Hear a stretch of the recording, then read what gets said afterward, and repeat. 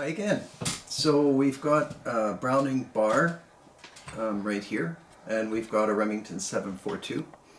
And a lot of people, again, asked me to comment on which of these is the better semi-auto. So this is like one of those conversations, what's better, the 30-06 or the 270? I'm not so sure that, there's a definitive answer, but I'll talk about them both. And I'll start out with my favorite thing for checking guns out, magnet. These are steel guns. You can leave that on there. And walnut. This 742 is actually an older model of Remington semi-auto. They update them. The main changes being in the locking lugs. This has multiple locking lugs and the Browning doesn't. I'm not sure if you can actually see that. Probably not. Let's see. Yeah, maybe. I'll release the action. This will be tricky and I don't want to damage anything. But if you watch closely, you'll see right there, just in front of my hand, those are the locking lugs. And you'll see them start to turn as the action closes.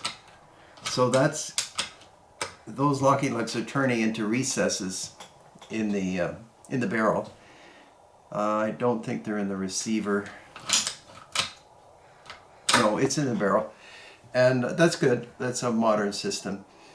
So there's some discussion whether every single locking lug is contacting every single recess, but they put so many in there that it works fine. And I've never had a problem with any 742. They're accurate.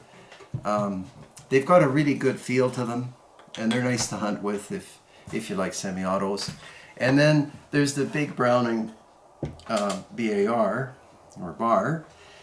This one's made in Belgium, and this was I think it was John Browning's son or grandson that designed the bulk of the action. And this is, you've got locking legs again. I don't know if you can see them in front of my hand, but those again, multiple locking lugs, and they turn as the bolt closes. It's a little harder to see. The Browning obviously is the better finished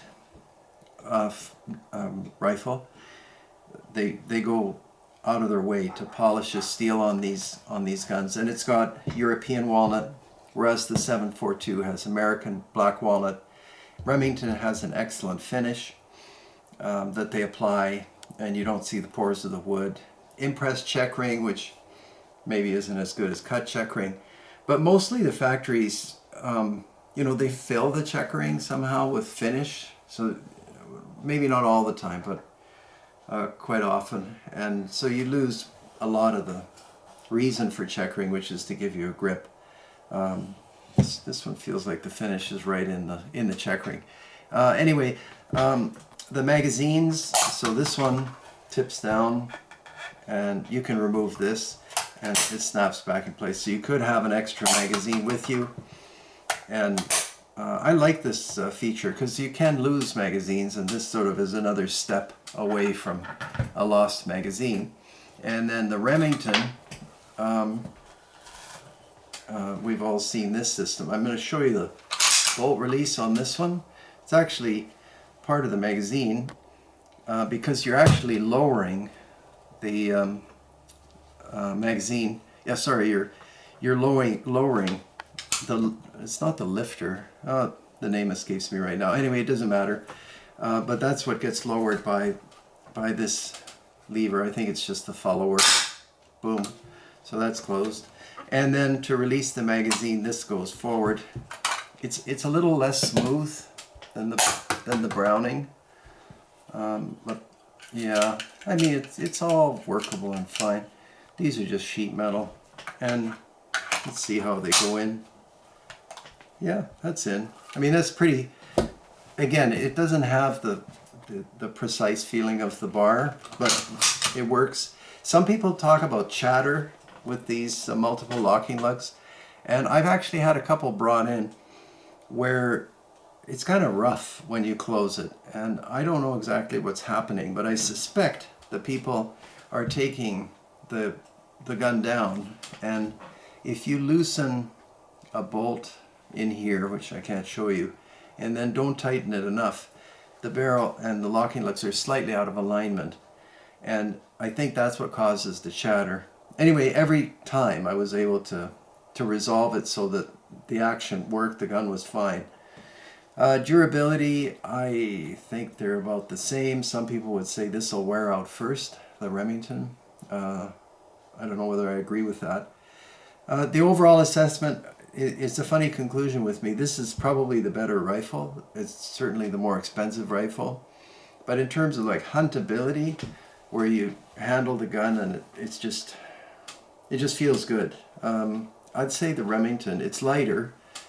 The Browning it doesn't look that much bigger here on the table, but it just feels like a much bigger, bulkier kind of gun.